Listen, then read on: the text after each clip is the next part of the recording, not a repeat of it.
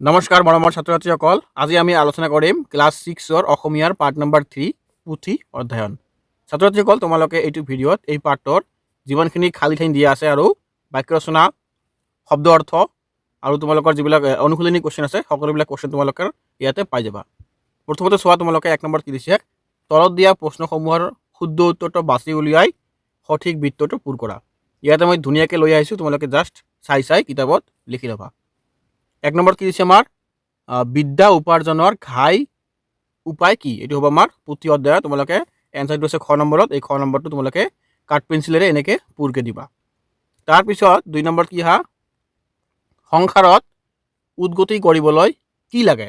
এইটো হ'ব আমাৰ মনৰ একাগ্ৰতা, মানে ঘ নম্বৰ হ'ব ইয়াৰ উত্তৰটো ঘ নম্বৰ। তোমালোকে ঘ নম্বৰটো এনেকৈ পূৰ কৰি দিবা।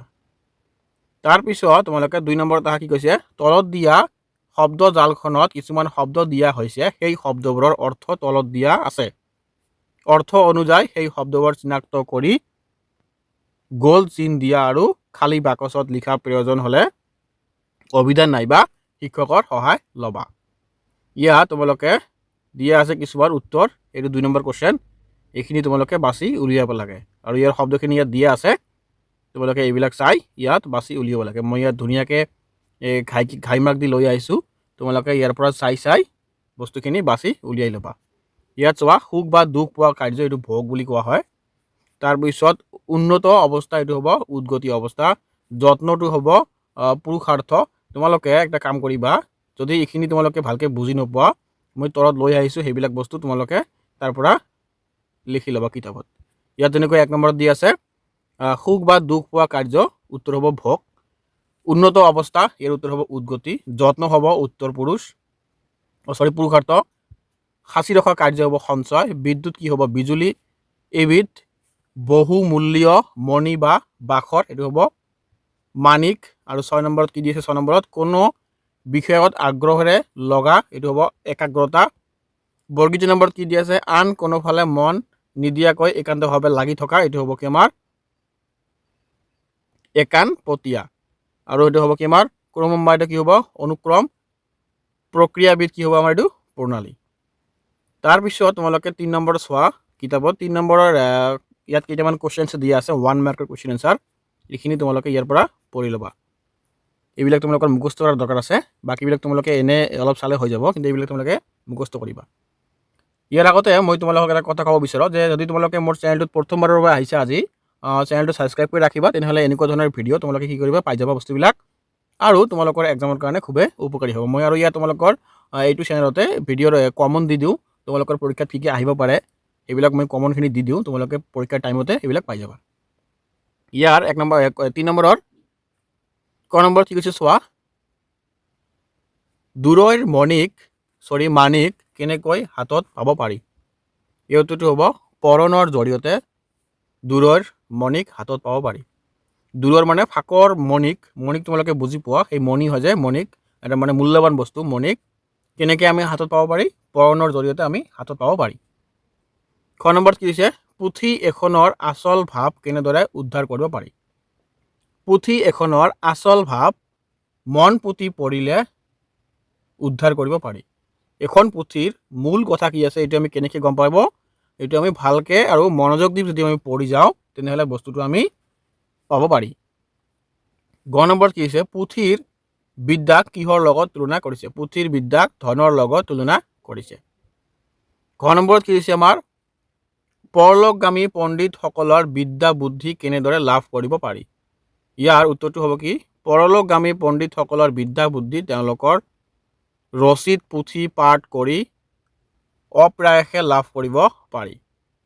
তাৰপিছত অহা 4 নম্বৰত, আৰ্হিটোত দেখুওৱাৰ দৰে তলৰ বাক্য কেইশাৰীৰ ভাৱ বহলাই লিখা। ইয়াত এটা বাক্য দিয়া আছে, এই বাক্যটো আমাক কি কৰিব লাগে, বহলাই লিখিব লাগে। ইয়াৰ উত্তৰটো চোৱা, মণিক হৈছে প্ৰথমত তোমালোকে বাক্যটো চোৱা কি কৈছে, পৰণৰ পৰা দূৰৰ মণিক হাততে পোৱা যায়। ইয়াৰ এতিয়া বহলাই লিখিলে কেনেকৈ লিখিব লাগিব চাবা তোমালোকে। ইয়াত মণিক হৈছে সোণ ৰূপ হীৰাৰ দৰে এবিধ বহুমূল্য বস্তু। ইয়াক আমি সততে লাভ কৰিব নোৱাৰি। পাত্ৰীত মণিক বুলি দেশ বিদেশৰ পণ্ডিতসকলৰ মূল্যৱান লেখাসমূহক কোৱা হৈছে। আন আন দেশৰ পণ্ডিতসকলৰ জ্ঞান গৰিমাৰ কথাবোৰ আমি তেওঁলোকৰ পুথিবোৰৰ পৰাই জানিব পাৰোঁ। পুথি পঢ়াৰ অভ্যাস গঢ়ি তুলিলে দূৰলৈ যোৱাৰ প্ৰয়োজন নাথাকে। আনহাতে খৰচ আৰু পৰিশ্ৰম নহয়।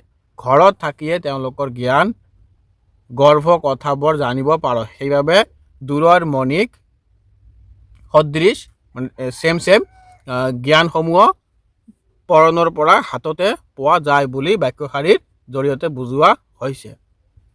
তাৰপিছত তোমালোকে আহা ক নম্বৰ কি দিছে, পুথিক বিদ্যা থুপাই থোৱা ধনৰ নিচিনা। ইয়াৰ উত্তৰটো হ'ব পুথিত থকা বিদ্যা আমাৰ বাবে এক মূল্যৱান সম্পদ। পুথিৰ জ্ঞান সংগ্ৰহ কৰাটো যেন ধন সঞ্চয় কৰাৰ দৰে মূল্যৱান। তাৰপিছত আহা তোমালোকে, যিদৰে আমি ধন সঞ্চয় কৰোঁ তেনেকৈয়ে পঢ়াৰ জৰিয়তে বিদ্যা সঞ্চয় কৰিব লাগে।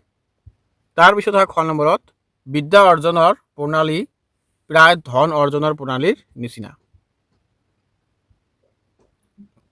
উত্তৰটো চোৱা কি দিছে, ধন অৰ্জনৰ বাবে যেনেকৈ কষ্ট ধৈৰ্য আৰু পৰিশ্ৰমৰ প্ৰয়োজন হয় তেনেদৰে বিদ্যা লাভ কৰিবলৈও কঠোৰ অধ্যয়ন ধৈৰ্য আৰু সময়ৰ লগত একাগ্ৰতা প্ৰয়োজনীয়তা ধনৰ দৰে বিদ্যা অৰ্জনৰ এক দীঘলীয়া যাত্ৰা। তাৰপিছত অহা গ নম্বৰ কি হৈছে, সৎ সংগৰ পৰা মানুহৰ সৎ স্বভাৱ জন্মে। ইয়াৰ উত্তৰটো কি হ'ব, যেনে সংগ তেনে প্ৰভাৱ। মানুহে যিসকল লোকৰ সৈতে সময় কটায় সেইবোৰৰ আচৰণ আৰু মনোভাৱ তেওঁৰ ওপৰতো পৰে। সৎ মানুহৰ সংগত থাকিলে তেওঁলোকৰ উত্তম গুণ নীতি আৰু চিন্তাধাৰাৰ পৰা শিক্ষা লাভ পৰা যায়। ফলস্বৰূপে মানুহৰ চিন্তা চৰ্চা ব্যৱহাৰ আৰু স্বভাৱো সৎ গুণেৰে ভৰপূৰ হয়। সেইবাবে কোৱা হৈছে যে সৎ সংগৰ ফলত মানুহৰ ভিতৰত সৎ স্বভাৱ গঢ়ি উঠে। তাৰপিছত অহা 5 নম্বৰ কুৱেশ্যনত কি কৈছে, ভাল পুথি পঢ়িলে ভাল সংগত থকা যেন আৰু বেয়া পুথি পঢ়িলে বেয়া সংগত থকা যেন ফল হয়। পাঠ্যৰ আধাৰত কথাষাৰৰ বহলাই লিখা। ইয়াৰ উত্তৰটো হ'ব, মানুহে যি ধৰণৰ পুথি পঢ়ে তাৰ গভীৰ প্ৰভাৱ তেওঁৰ চিন্তা চৰ্চা আচৰণ আৰু জীৱন দৃষ্টিভংগীত পৰে। যিদৰে ভাল মানুহৰ সংগত থাকিলে ভাল চিন্তা আৰু সৎ স্বভাৱ গঢ়ি উঠে, ঠিক তেনেদৰে ভাল পুথি পঢ়িলে পাঠকৰ ভিতৰত উত্তম গুণ নৈতিকতা আৰু জ্ঞান বিকাশ ঘটে।